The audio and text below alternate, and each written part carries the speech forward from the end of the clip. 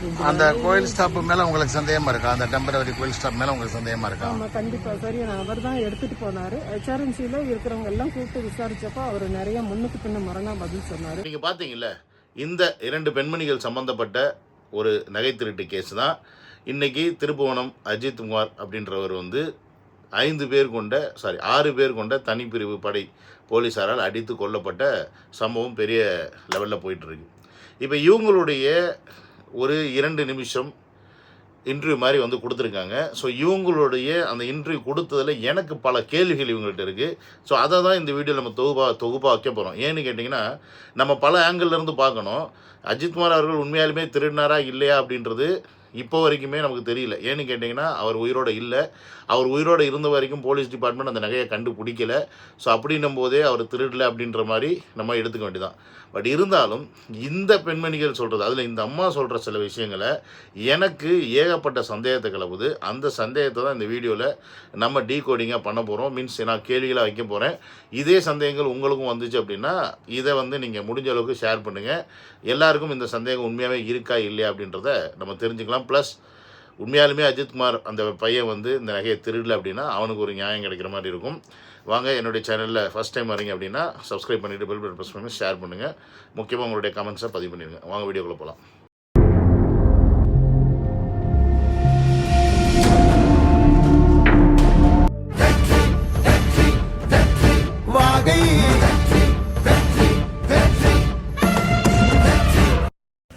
வணக்கம் சார்.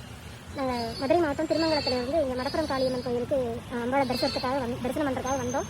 இங்கே வந்து எங்கள் அம்மாவுக்கு வந்து கிட்டத்தட்ட 1 மாதத்துக்கு மேலே உடல்நிலை சரியில்லை. அவங்கள ஸ்கேன் எடுக்க சொல்லியிருந்தாங்க டாக்டர். அவங்களால சரியாக பேச முடியல. ஸ்கல் ஸ்கேன் எடுக்க சொல்லியிருந்தாங்க. ஸோ ஸ்கேனுக்காக நாங்கள் போனப்போ நகையெல்லாம் கழட்டி எங்கள் பேக்கில் வச்சுருந்தோம். காரோட பின் இருக்கையில் வச்சுருந்தோம். அவங்க திடீர்னு மடப்புறம் காளியம்மனை நான் பார்த்தப்பறம் தான் ஸ்கேன் எடுக்க ஒத்துக்குவேன்னு சொல்லிட்டாங்க. அதனால் ஸ்கேன் எடுக்காமல் வச்ச நகையோடு அப்படியே காளியம்மன் கோயிலுக்கு வந்தோம். Welcome to Vijay talk and welcome to another video. இப்போ இந்த அம்மாவோட வீடியோ நீங்கள் பார்த்துருப்பீங்க. கிட்டத்தட்ட அவங்க அம்மாவுக்கு 1 மாதமாக உடம்பு சரியில்லை இல்லை. ஆனால் ஸ்கேன் எடுக்க சொல்லி டாக்டர் சொல்லியிருக்காங்க. ஸ்கல்லில் புரியுதுங்களா, தலையில் ஸ்கேன் எடுக்கிறதுக்கு சொல்லியிருக்காங்க. ஸோ பொதுவாக ஸ்கேன் எடுக்கும்போது உடம்புல எந்த ஒரு நகை நெட்டும் போட்டுக்கக்கூடாது அப்படின்றது ப்ரொசீஜரு. பட் இருந்தாலும் இவங்க ஸ்கேன் எடுக்கிறதுக்கு ஹாஸ்பிட்டலுக்கு தான் போகிறாங்க. ஆனால் அவ்வளோ நகை நெட்டை ஏன் போட்டுட்டு போனாங்க அப்படின்ற ஃபஸ்ட்டு கொஸ்டின் நமக்கு வருது. சரிப்பா, இப்போ பொதுவாக லேடிஸ் வந்து நகை நெட் இல்லாமல் எப்படி போவாங்க? ஸ்கேன் எடுக்கும்போது அங்கே போய் கழட்டிக்கிறது நியாயம் தானே? கரெக்ட். ஸ்கோரி ஹாஸ்பிட்டலுக்கு போயிட்டீங்க, ஸ்கேன் எடுக்கலை. ஆனால் அதுக்கு முன்னாடி உங்கள் அம்மா வந்து என்ன சொல்லிட்டாங்கன்னா, நான் சாமி அம்மனை பார்க்காம என்னால் ஸ்கேன் எடுத்துக்க முடியாதுன்னு சொல்லிட்டாங்கன்றதுனால நீங்கள் கோயிலுக்கு வர்றீங்க. ஸோ நகை நெட்டை பேக்கில் வச்சு வண்டியோட பின்னாடி சீட்டில் போட்டுட்டு தான் இவங்க வந்து நேராக கோயிலுக்கே வந்திருக்காங்க. ஸோ அப்படின்ற ஒரு விஷயத்தை நம்ம இந்த இடத்துல கிளியராக புரிஞ்சுக்கணும். ஸோ இவங்க ஸ்கேன் எடுக்க போனாங்க, ஆனால் ஸ்கேன் எடுக்கலை. பட் கோயிலுக்கு போகிறதுக்காக திருப்பி இங்கே வந்துட்டாங்க. பட் நகையை பின்னாடி பேக்கில் போட்டிருக்காங்க. வந்தால் இங்கே டெம்பிள் ஸ்டாஃப் யூனிஃபார்ம் போட்டவர் நின்றுட்டு இருந்தார். இவங்களுக்காக வீல் சேர் கேட்டேன் நான். அவர் வந்து வீல் சேர் கொண்டு வந்து கொடுத்துட்டு காரை நானே கொண்டு போய் நிப்பாட்டிட்டு வரேன். எங்ககிட்ட கார் சாவி வாங்கிட்டாரு. உள்ள நான் வீல் சேரோட அம்மாவோட கோயிலுக்குள்ள சாமி தரிசனம் பண்ண போயிட்டு ரொம்ப நேரம் கழிச்சு தான் வந்து சாவி எங்களுக்கு கொண்டு வந்து கொடுத்தாரு. திரும்ப ரிட்டர்ன் வந்து நாங்கள் வண்டியை அவரை வந்து எடுத்துகிட்டு வந்து தர சொன்னோம். வண்டி எடுத்துகிட்டு வந்து தந்தாரு. அப்படியே நாங்கள் கிளம்பிட்டோம்.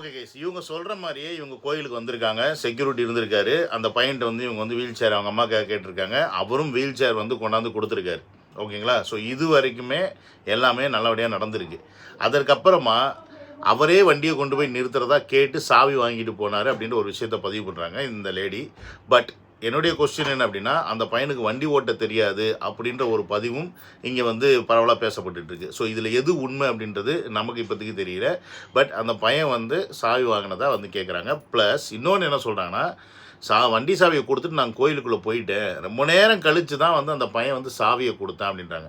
இந்த இடத்துல எனக்கு கொஸ்டின் வருது. ஒரு செக்யூரிட்டியாக இருக்கக்கூடிய அந்த பையன் உங்களுடைய வண்டியை ஒருவேளை நிறுத்தியிருந்தா கூட சாவியை வச்சுட்டு செக்யூரிட்டி அந்த இடத்துல தான் நிற்பான். ஏன்னா நீங்கள் திருப்பி அந்த பக்கம் தான் வர போகிறீங்க. சாவி அப்போ உங்ககிட்ட கொடுத்தா போதும் இல்லை, எதுக்கு உங்களை தேடி வந்து கோயிலுக்கு வந்து கொடுக்கணும்? நீங்கள் கோயிலுக்குள்ளே போயிட்டீங்க அப்படின்னா எந்த இடத்துல எந்த சாமியை கொண்டுட்டு போய் அவனுக்கு எப்படி தெரியும்? அவன் செக்யூரிட்டி வேலையை பார்ப்பானா, இல்லை உங்களுடைய சாவியை கொடுக்கறதுக்காக உங்களை தேடி கோயிலுக்குள்ளே சுற்றிட்டு இருந்திருப்பானா அப்படின்ற ஒரு கேள்வி வருது. அது மட்டும் இல்லாமல் அங்கே ஒருவேளை ஒரு 4-5 செக்யூரிட்டி இருக்காங்க, அதில் ஒரு செக்யூரிட்டி அவங்க வந்து சுற்றிக்கிட்டு இருந்தேன் அப்படின்னா கூட, உங்களை தேடி வந்தேன் அப்படின்னா கூட அதில் ஒரு அர்த்தம் இருக்குது. பட் ஒரே ஒரு செக்யூரிட்டி தான் அப்படின்னும் போது இந்த பையன் செக்யூரிட்டி வேலையை விட்டுட்டு உங்களுக்காக தேடி வர வேண்டிய அவசியம் எங்கேருந்து இருக்குது? அதுக்கு அவன் வெளியிலே நின்றுருக்கலாமே. நீங்கள் சாமி கும்பிட்டு வரும்போது அந்த சாவி உங்ககிட்ட கொடுத்துருக்கலாமே. பட் உங்ககிட்ட வந்து சாவியை வந்து தேடி வந்து கொடுத்தான்னு சொல்கிறீங்க. ஸோ இந்த இடத்துலையே நீங்கள் லாக் ஆகிறீங்க. ஏன் அவதை செய்யணும்? அப்படின்ற கேள்வி வருது. ப்ளஸ் இன்னொன்று என்ன சொல்கிறாங்கன்னா, திரும்ப அந்த பாயிண்ட்டு தான் சொல்லியிருக்காங்க வண்டி எடுத்துகிட்டு வந்து தர சொல்லி. வண்டி எடுத்துகிட்டு வந்து அந்த பையன்கிட்ட தர சொல்கிறீங்க அப்படின்னா, முதல்ல அந்த பையன் உங்ககிட்ட வந்து சாவியை கொடுக்க வேண்டிய அவசியமே கிடையாது. நான் சொன்ன மாதிரி அவன் அங்கேயே நின்றுருந்துருக்கலாம். நீங்கள் ரிட்டர்ன் வந்ததுக்கப்புறமா அவன் போய் வண்டி எடுத்துகிட்டு வந்து கொடுத்துருந்துருக்கலாம். ஸோ அப்படியே இருந்தால் கூட அவன் வண்டி விடுற டிஸ்டன்ஸும் இல்லை நீங்கள் இருக்கிற டிஸ்டன்ஸும் எந்த அளவுக்கு இருந்துச்சு அப்படின்னு நமக்கு தெரியாது. உண்மையை சொல்லப்போனால் அந்த சிசிடிவி கேமராவை இந்த போலீஸ்காரங்களாம் சர்ச் பண்ணாங்களா பண்ணலையான்னு கூட நமக்கு தெரியல. ஸோ இதுக்குள்ளே இன்னும் நிறையா விஷயம் இருக்குது. ஏன்னா நம்ம அடுத்தடுத்து சில விஷயங்கள் சொல்லும்போது தான் இதோடைய நிறையா விஷயங்கள் வந்து அன்லாக் ஆகும். வாங்க போவோம். நாங்கள் கிளம்பிட்டோம். கொஞ்சம் தூரம் போனோன்னே இவங்க சாப்பிடலையேன்னு சொல்லிட்டு நான் இவங்களை சாப்பிட்றீங்களாமான்னு கேட்டேன். அப்புறம் நகையெல்லாம் போட்டுக்கோங்க ரொம்ப மட்டையாக இருக்குன்னு சொல்லிட்டு பின்னாடி திரும்பி பேக்கில் பார்க்கும்போது பேக் வெளியே கிடந்தது. அதில் பார்த்தா நகையெல்லாம் இல்லை. வண்டியை கொடுத்ததுக்கப்புறம் இவங்க வண்டி எடுத்துகிட்டு கிளம்பி போயிட்டாங்க. ரொம்ப தூரம் போனதுக்கப்புறமா தான் பேக்கே பார்த்தாங்களாம். அது வந்து சாப்பிட்ணுன்னு நிறுத்தும் போது நகை எடுத்து போட்டுக்கங்கன்னு சொல்லி இவங்க பேக்கை பார்க்குறாங்களாம். அந்த நேரத்தில் பேக்கில் நகை இல்லையா. எனக்கு ஜென்ரலாக ஒரு கொஸ்டின் வருது லேடிஸ் கிட்ட. லேடிஸ்னாவே ஹேண்ட்பேக்னாவே லேடிஸு. அந்த ஹேண்ட்பேக் இல்லாமல் அவங்க எங்கேயுமே போக மாட்டாங்க. இத்தனைக்கும் ஒரு உடம்பு சரியில்லாத அவங்க அம்மாவை நீங்கள் கோயிலுக்குள்ளே கூட்டிகிட்டு போகிறீங்க அப்படின்னா கண்டிப்பாக உங்களுடைய முக்கியமான அந்த ஹேண்ட்பேக் உங்ககிட்ட இருக்கணும். ஏன்னு கேட்டிங்கன்னா நீங்கள் அதில் ஏதாவது அவங்களுக்கு தேவையான மருந்தோ மாத்திரையோ இல்லை அவசரத்துக்கு தேவைப்படுற பொருளோ ஏதோ ஒன்று வச்சுருக்கலாம். அது மட்டும் இல்லாமல் சாதாரண மேக்கப் கிட் வச்சுருக்க அந்த ஹேண்ட்பேக்கே நீங்கள் எங்கேயும் விட்டுட்டு போக மாட்டீங்க. அப்படி இருக்கும்போது அந்த கோயிலில் போய் நீங்கள் சாமி கும்பிட்டு வரதுக்கு இத்தனை பரிகாரத்துக்கு நீங்கள் பார்த்துட்டு வரதுக்கு இவ்வளோ நேரம் ஆகும்னு உங்களுக்கு தெரியும். நீங்கள் எப்படி அந்த நகை இருக்க அந்த ஹேண்ட்பேக்கை வண்டிக்குள்ளே அதுவும் அப்படியே அனாமத்தா விட்டுட்டு நீங்கள் வந்து கோயிலுக்கு போயிருப்பீங்க அப்படின்ற கேள்வி எனக்கு வருது. ஏன்னு கேட்டிங்கன்னா ஜென்ரலாகவே அந்த ஹேண்ட்பேக்குன்ற ஒரு விஷயத்தை லேடிஸ் நீங்கள் விட மாட்டீங்க. அதுதான் இங்கே ஃபேக்ட்டு. ஸோ அப்படி இருக்கும்போது நீங்கள் எப்படிமா அந்த நகை வச்ச ஹேண்ட்பேக்கை விட்டுட்டு நீங்கள் அம்மாவை கூட்டிகிட்டு போனீங்க?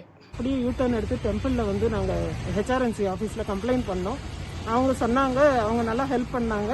அப்புறம் இந்த அம்மா இப்போ திரும்பி வந்திருக்காங்க தேடி. அவங்க வந்து அந்த ஹெச்ஆர்என்சி அப்படின்ற அந்த ஒருவேளை கோயில் நிர்வாகத்தில் இருக்கவங்கள்ட்ட கம்ப்ளைண்ட் பண்ணாங்களா நமக்கு தெரியல. அவங்க ரொம்ப உதவி பண்ணதான் சொல்கிறாங்க. அவங்க இவங்களுக்கு மட்டும் உதவி பண்ணலை. இவனை அடித்து கொல்லும்போது அந்த போலீஸ்காரங்களுக்கு எல்லா பொருளுமே வாங்கி கொடுத்தது அவங்க தான் அப்படின்றத வேற ஒருத்தர் பதிவு பண்ணியிருக்காரு. அதை பார்ப்பாரு. விசாரணை பண்ணக்கூடிய நேரத்தில் கோயிலுடைய ஊழியர்கள் அந்த அலுவலகத்தில் இருந்தாங்களா? இருந்தாங்க சார். இருந்தாங்க, 5 பேர் இருந்தாங்க சார்.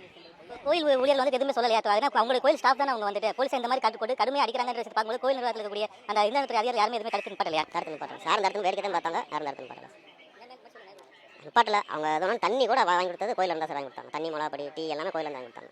ஏன்னா இந்த பையனை இப்போ எங்கே அடிக்கிறாங்கன்னு பார்த்தீங்கன்னா கோயிலில் இருக்கிற அந்த ஆஃபீஸ் இருக்கு பாருங்க, அந்த இடத்துல தான் வச்சு இவனை வெளுன்னு வெளுத்துட்டு இருக்காங்க.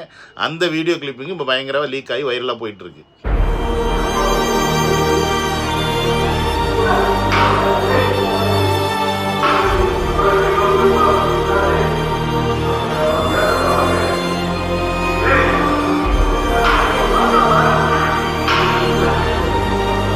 இப்போ நீங்கள் பார்க்குறீங்களா, இதில் அவன் அடிக்கும்போது அந்த பில்டிங்குள்ளே தான் 5 பேர் இருந்திருக்காங்க. அந்த 5 பேரில் யாரோ ஒருத்தர் தான் அந்த வீடியோ எடுத்து லீக் பண்ணியிருக்காப்புல. ஸோ இந்த 5 பேரும் வந்து அவனை அடிக்கும்போது அந்த போலீஸ்காரங்கள்ட்ட போய் அவனை அடிக்காதீங்கன்னு சொல்லலை, தடுக்கலை. மேற்கொண்டு அவங்க கேட்ட தண்ணி வாங்கி கொடுத்ததுலேருந்து மிளகாப்பொடி வாங்கி கொடுத்ததெல்லாம் இவங்க தான் பண்ணியிருக்காங்க அப்படின்னு சொல்லி அந்த ஒருத்தர் பேட்டி கொடுத்தாரு பாருங்க. அந்த பையன் சொல்கிறாப்புல. அப்போ இந்த இடத்துல இந்த செக்யூரிட்டி தப்பு பண்ணானா, இல்லை செக்யூரிட்டி கூட இவங்கெல்லாம் சேர்ந்து தப்பு பண்ணாங்களா, இல்லை இவங்க சொல்கிற தப்புக்கு செக்யூரிட்டி உடந்தே அந்த பையன் அஜித் குமார்ன்றவன் உடந்தையாக இருந்தானா, இல்லை உண்மையாலுமே அந்த வண்டிக்குள்ளே நகை இருந்து அந்த நகையை எடுத்து இவங்கக்கிட்ட கொடுத்துட்டு இவன் மட்டும் பழியை வாங்கிக்கிட்டு உட்காந்துருக்கானா, இல்லை இப்போ இந்த மாதிரி செத்து போயிட்டானா அப்படின்ற இத்தனை கேள்விகள் வருது. இப்போ இந்த இடத்துல அந்த 6 பேர் அடித்த போலீஸ்காரங்களை மட்டும் இல்லாமல் அந்த கோசாலையில் இருந்த அந்த கோயில் நிர்வாகத்தில் இருந்த அந்த நபர்களையும் எடுத்து விசாரிக்கணும். அப்போ தான் உண்மை என்ன நீங்கள் தெரியும். அப்புறம் அங்கேருந்து இங்கே திருப்பூர் போலீஸ் ஸ்டேஷனுக்காக நாங்கள் வந்து கிட்டத்தட்ட மதியானம் 2 மணிக்கு வந்து இப்போ வரைக்கும் போலீஸ் ஸ்டேஷனில் தான் இருக்கோம். எங்களை கூப்பிட்டு வந்து என்ன நடந்ததுன்னு கேட்கல. இன்ஸ்பெக்டர் வருவார், வெயிட் பண்ணுங்கன்னு சொல்லியிருக்காங்க. அந்த பையன், அந்த அஜித்துங்கிற பையனை அவர் டெம்பரரி ஸ்டாஃப்னு சொல்லி சொன்னாங்க. கூப்பிட்டு வந்து நாங்களே இங்கே ஒப்படைச்சிருக்கோம். ஹெச்ஆர்என்சி சார்பாகவும் எனக்கு ஒரு ஸ்டாஃப் கூட வந்திருக்காங்க. இவங்க வந்து அந்த நகையை எப்படியாவது காவல்துறை எங்களுக்கு வந்து மீட்டு கொடுக்கணும்னு கேட்டுக்கிறோம். இந்த இடத்துல தான் நான் சொல்ல போகிற முக்கியமான சில ட்விஸ்டெல்லாம் இருக்குது. ஏன்னு கேட்டிங்கன்னா, இந்த அம்மா வந்து நகையை காணோன்னு நாங்கள் சொல்லியிருக்காங்க. அதுக்கப்புறமா திருப்புவனம் போலீஸ் ஸ்டேஷனில் மத்தியானம் 2 மணிக்கு இவங்க போலீஸ் கம்ப்ளைண்ட் கொடுத்துருக்காங்க. அதற்கப்புறம் அவங்க அந்த பேட்டி எடுக்கும்போது அந்த பையனை சொல்கிறாங்க, இப்போ வரைக்கும் நாங்கள் இங்கே தான் இருக்கிறோம், இன்ஸ்பெக்டரோ யாரோ வருவார், வந்ததுக்கப்புறமா நாங்கள் வந்து கேஸ் எடுத்துக்கிறோம் அப்படின்னு சொல்லியிருக்காங்கன்னு சொல்லிட்டு இப்போ வரைக்கும் நிற்கிறோம் அப்படின்னு சொல்லி இந்த அம்மா சொல்கிறாங்க. இந்த இடத்துல இருக்க 2 கேள்விகள் வருது. முதல் கேள்வி என்னென்னா, ஒரு நகை திருட்டு போயிருச்சு, அதுவும் உடம்பு முடியாத ஒரு அம்மாவை நீங்கள் கூட வச்சுருக்கீங்க, ஸ்கல்லில் பிரச்சனை, ஸ்கேனு கரைசி வரைக்கும் எடுக்கலை, அம்மனை பார்த்ததுக்கப்புறம் இந்த பிரச்சனை பிரச்சனை வந்துருச்சுன்னு சொல்லிட்டு நீங்கள் போலீஸ் ஸ்டேஷனுக்கு வந்துட்டீங்க. ஏன் எந்த ஒரு உங்கள் கூட ஆம்பளை ஆளுங்க இல்லை? இப்போ ஒரு பிரச்சனை வந்துருச்சு, போலீஸ் ஸ்டேஷனுக்கு போகணும் அப்படின்னா எல்லாரும் உடனே தைரியமாக கிளம்பி போலீஸ் ஸ்டேஷன் போயிட மாட்டாங்க. கண்டிப்பாக இவங்க அவங்க வீட்டுக்கு ஃபோன் பண்ணி சொல்லியிருக்கணும்.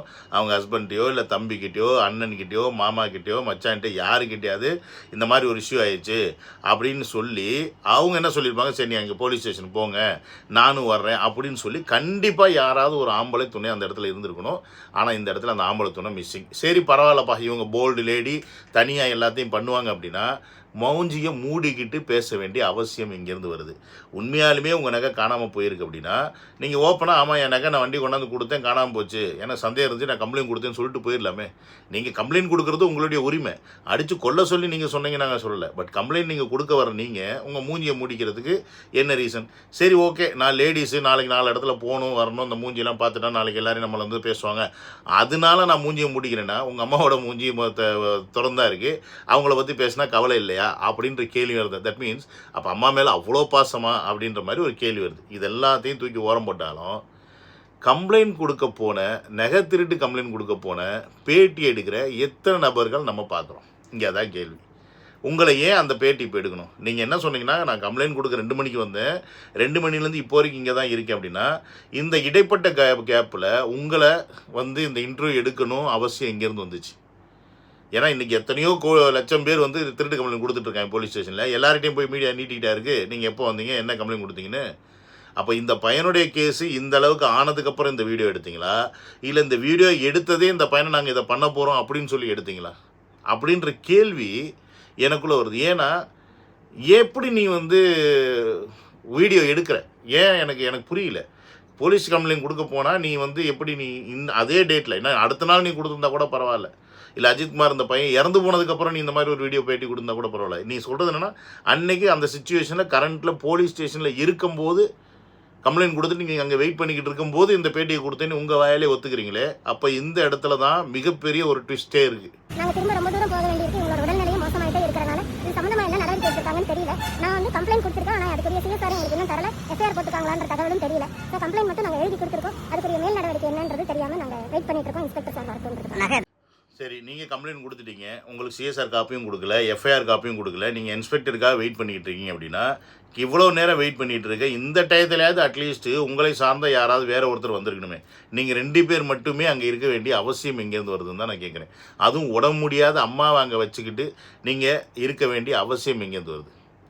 ஒன்று இந்த கேப்பில் நீங்கள் அவங்கள ஹாஸ்பிட்டலுக்கு கூப்பிட்டு போயிட்டு ஸ்கேன் பண்ணி இருந்திருக்கலாம், அப்படி இல்லைனா நீங்கள் கம்ப்ளைண்ட் கொடுத்துட்டு நீங்கள் வாட்டுக்கு போயிருந்துருக்கலாம். ஏன்னா பொதுவாக நகை திருட்டு அப்படின்னா கம்ப்ளைண்ட்டை கொடுத்துட்டு கிளம்பிடுவாங்க.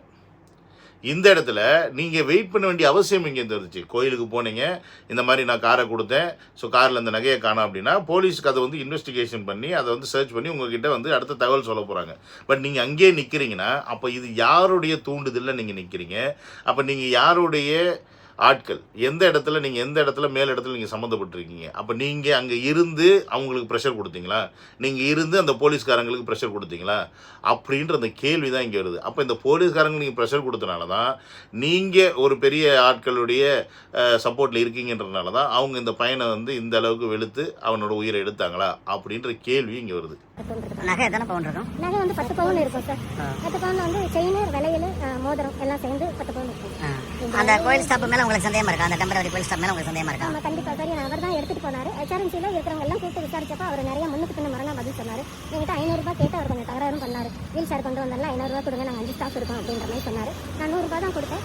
இப்போ கடைசியில் சொல்லிட்டாங்க நகை வந்து கிட்டத்தட்ட ஒரு 10 பவுன் நகை கிட்ட நாங்கள் அந்த பேக்கில் வச்சுருக்கோம் அப்படின்னு. ப்ளஸ் வீல் சேர் கொண்டாந்து கொடுக்கும்போது அந்த பையன் வந்து தகராறு பண்ணதா நீங்கள் சொல்கிறீங்க. சரி, அந்த பையன் வந்து அப்படி தகராறு பண்ணியிருந்தான் அப்படின்னா 500 ரூபா கேட்டிருந்தான் அப்படின்னா நீங்கள் கொடுக்க முடியாதுன்னு சொன்னதுக்கப்புறம் 100 ரூபாய் தானே அவன் வாங்கிட்டான். அப்படி நீங்கள் தகராறு பண்ணியிருந்தால் நீங்கள் கோயில் நிர்வாகத்தில் போய் கம்ப்ளைண்ட் பண்ணிடணும், இந்த மாதிரி உங்கள் செக்யூரிட்டி வந்து என்கிட்ட சண்டை போடுறாரு அப்படின்னு. இத்தனைக்கும் அவன் டெம்பரரி ஸ்டாஃப்னா அவன் கோயில் நிர்வாகம் கூப்பிட்டு அவனை கண்டிச்சிருப்பாங்கல்ல. அப்போ நீங்கள் அந்த இதை செஞ்சீங்களா அப்படின்னு நமக்கு தெரியல. அது போக இந்த பையன் வந்து திருடிட்டான் அப்படின்னோடனே நீங்கள் தான் இந்த பையனை கூட்டிகிட்டு போலீஸ் ஸ்டேஷனுக்கு வந்திருக்கீங்க. ப்ளஸ் ஒரு அந்த கோயிலில் இருக்க அதிகாரியும் உங்கள் கூட வந்திருக்காரு ஒருத்தர் இந்த பையனுக்கு. அப்போ இந்த இடத்துல நீங்கள் ஒரு நகையை காணணுன்னே போலீஸுக்கு போகிறதுக்கு முன்னாடி அந்த கோயிலை சுற்றி பல சிசிடிவி வச்சுருப்பாங்களே, அப்போ அந்த கோயில் நிர்வாகத்தில் இருக்கவங்க நீங்கள் எந்த இடத்துல காரை கொடுத்தீங்க, அவன் எந்த இடத்துல போய் காரை வச்சான், திருப்பி எப்போ வந்து சாவி கொடுத்தான், இது எல்லாத்தையும் ஃபஸ்ட்டு அவங்க பார்த்துருப்பாங்களே. ஏன்னா இன்றைக்கி இந்த திருட்டு கேஸு இந்த கோயிலில் வேலை பார்க்குற செக்யூரிட்டி பண்ணானாலும் இந்த கோயிலுக்கும் பிரச்சனை தானே, இன்றைக்கி அங்கே வேலை பார்க்குற அந்த 5 பேருக்கும் பிரச்சனை தானே. இப்போ இந்த நகையை திருடி இவன் மட்டும்தான் வச்சுக்கிட்டானா, இல்லை நகையை திருடி இவங்க எல்லாம் பிரிச்சுக்கிட்டாங்களா அப்படின்ற ஒரு கேள்வி வருது இல்லை. அப்போ இதெல்லாமே வந்து பார்க்கும்போது உண்மையாலுமே நீங்கள் நகையை கொண்டு வந்தீங்களா, நகையை அதில் உண்மையாலுமே காணாமல் போச்சா, இல்லை நகையை எங்கேயும் நீங்கள் தொலைச்சிட்டு இங்கே இருக்க செக்யூரிட்டி மேலே பழிய போட்டிங்களா, இதெல்லாம் நமக்கு தெரியாது. ஆனால் ஒன்று மட்டும் நல்லா தெரியுது, உங்களுடைய அஜாக்கிரதையா இல்லை உங்களுடைய வேறு ஏதாவது நோக்கமானு தெரியல, ஒரு பையனோட உயிர் போயிடுச்சு. இந்த சாக போகிற வயசில் உங்கள் அம்மாவை நீங்கள் காப்பாற்ற போகிறேன்னு கூட்டிகிட்டு போய் வாழ வேண்டி இருக்க வயசில் ஒரு பையனை வச்சு செஞ்சு மொத்தமாக முடிச்சிட்டிங்க. அது மட்டும் நிதர்சனமான உண்மை. நீங்கள் மூஞ்சியை மூடிக்கிட்டு உங்கள் முகம் தெரியாமல் நீங்கள் பேட்டி கொடுத்து நீங்கள் சேஃப் ஆகிட்டீங்கன்னு நினைக்கலாம். ஆனால் உண்மையாலுமே நீங்கள் நல்ல மனுஷனாக இருந்தால், உண்மையாலுமே உங்களுக்கு வந்து அந்த பையன் இறந்ததுக்கு நீங்கள் தான் காரணம்னு நினச்சிங்கன்னா, சாகிற வரைக்கும் அந்த குற்றம் வச்சு உங்களை விடாது. அது நீங்கள் உண்மையாக இருந்தால். இல்லை இது எல்லாத்தையும் ஒரு பிளானோ இல்லை ஒரு சுயநலமோ, இல்லை நீங்கள் எதுக்காக இதை பண்ணீங்க. இப்போ இந்த கோயில் பார்த்தீங்கன்னா இது வரைக்கும் எத்தனை பேருக்கு இது பப்ளிசிட்டி ஆச்சுன்னு தெரியல. ஆனால் இப்போ இந்த பையனுடைய இறப்புக்கு அப்புறமா இந்த மடப்புறம் காளியம்மன் பயங்கரமான ஒரு பப்ளிசிட்டி ஆயிடுச்சு. இப்போ இந்த கோயிலோட பப்ளிசிட்டி என்னன்னு எனக்கு ஒன்றும் புரியல. ஆனால் ஒட்டு மொத்தத்தில் ஒன்று மட்டும் புரியுது, இதில் ஏதோ ஒரு மிகப்பெரிய ஒரு பிரச்சனை இருக்குது. இந்த பையனை வந்து அரசியல் ரீதியாக தூக்கிட்டு போனாங்களா, இல்லை வேறு எதுவும் பிரச்சனையா, எதுக்கு இதை பண்ணாங்க அப்படின்றது அந்த அம்மனுக்கு தான் வெளிச்சம். ஏன்னா அந்த அம்மன் சொன்னதில் தான் இது நடந்திருக்கு. இதுக்கு மேலே கேட்க வேண்டியது அந்த அம்மன் தான். ஏன்னா எல்லா தப்புகளையும் பார்த்துக்கிட்டு ஆண்டவன் கண்ணை மூடிக்கிட்டே இருந்தானா ஒரு கட்டத்தில் நமக்கு சந்தேகம் வந்துடுது, இந்த ஆண்டவன் இருக்கானா இல்லையா அப்படின்னு. ஏன்னா கொள்ளையடிக்கிறவனும் கொலை பண்ணுறவனும் அடுத்த வாழ்க்கையை கெடுக்கிறவனும் வாழ்க்கையில் நல்லா வாழ்ந்துக்கிட்டே போகிறான். நல்லா இருக்கணும், நல்லது செய்யணும்னு நினைக்கிறவனை நம்ம தூக்கி போட்டு மிதிக்கிறோம், மொத்தமாக நம்ம வாழ்க்கையை வந்து முடிச்சு விட்டுறாங்க. ஸோ இதை பார்க்கும்போது தான் நமக்குள்ளே பயமாக இருக்குது, நம்ம நல்லவனாக இருக்கணுமா இல்லை பேசாமல் இவங்கிற மாதிரியே முள்ள மாதிரியே இருந்துட்டு போயிடலாமா அப்படின்னு. இனியோ மக்களே, எனக்கு இந்த கேள்விகளெல்லாம் இந்த அம்மாவுடைய அந்த வீடியோ பார்த்தோன்னே இருந்துச்சு. இந்த பையன் வந்து இன்றைக்கி இறந்து போயிட்டாப்புல, உண்மையாலுமே இல்லை. நம்ம தமிழக வெற்றிக்கழகம் சார்பாக தளபதி அவர்கள் மிகப்பெரிய கண்டனத்தை தெரிவிச்சிருக்காரு. முதலமைச்சர் அவர்கள் பொறுப்பேற்றுக்கணும் அப்படின்னு சொல்லியிருக்காரு. அவரும் இதுக்கு வந்து நாங்கள் வந்து சட்டப்படி கண்டிப்பாக நடவடிக்கை எடுப்போம், யாருக்கும் வந்து பாரபட்சம் காமிக்க மாட்டோம்னு ஒரு அறிக்கையெல்லாம் கொடுத்துருக்காரு. கிட்டத்தட்ட இந்த 4 வருஷத்தில் 24 லாக்அப் டெத் நடந்திருக்கிறதா கோர்ட்டில் இருந்தே நீங்கள் சொல்கிறாங்க. மதுரை உயர்நீதிமன்றம் கிளின்னு கிழிச்சு கேள்வி எழுப்பியிருக்காங்க. பட் இந்த அளவுக்கு கேள்வி எழுப்பியும் மாறணும் அப்படின்னா அதுக்கு மக்களாகிய நாம் மாறணும். நம்ம ஒழுங்கான தலைவனை நம்ம தேர்ந்தெடுக்கலை அப்படின்னா இந்த விஷயங்கள் எதுவுமே மாறாது. ஏன்னு கேட்டிங்கன்னா ஒவ்வொருத்தர் கையிலையும் அதிகாரமும் பலமும் இருக்கிறது. மேலே இருக்கிறவங்க சரியாக இருந்தால் மட்டும்தான் கீழே இருக்கிறவங்க சரியாக இருப்பாங்க. மேலே இருக்கிறவங்க லூஸாக இருந்தாங்க அப்படின்னா கீழே இருக்கிறவங்க அவங்க இஷ்டத்துக்கு தான் ஆடுவாங்க, அவங்க இஷ்டத்துக்கு தான் பண்ணுவாங்க. அதுவும் வந்து நம்மளை மாதிரி கீழ்நிலை மக்களாக இருக்கிறவங்கள போட்டு மிதிப்பாங்க. நான் கீழ்நிலைன்னு சொன்னது ஜாதி வாரியாக சொல்லலை, எல்லா ஜாதியிலையுமே பணக்காரனும் இருக்கான், ஏழையும் இருக்கான். நான் சொல்கிறது இந்த ஏழை அப்படின்ற அடிப்படை, பணம் வசதி படைக்காதவர்கள் அப்படின்ற அடிப்படை. இந்த அடிப்படையில் இருக்கவங்களுக்கு இந்த மாதிரி நிகழ்வுகள் நடந்துக்கிட்டே தான் இருக்கும். நமக்கான ஒரு நல்ல தலைவன் வராத வரைக்கும் அப்படின்றது நீங்கள் புரிஞ்சுக்கிட்டீங்க அப்படின்னா இனி வரப்போகிற காலங்கள் கொஞ்சமாவது நமக்கு மாற்றம் இருக்கும். அப்படி இல்லை நாங்கள் திருப்பி இதே தான் செய்வோம் அப்படின்னா சாத்தான் குளத்துக்கு அப்புறமா இப்போ வந்து திருப்போணம் அப்படி வந்து நாளைக்கு அடுத்து என்னென்னமோ நடந்துக்கிட்டே இருக்கும். அதெல்லாம் மாற்றுறதுக்கு வாய்ப்பே இல்லை ராஜா அப்படின்றத சொல்லி இந்த வீடியோ முடிச்சுக்கிறேன். சிவா, நடந்த வீடியோவில் டேக் கேர். பை.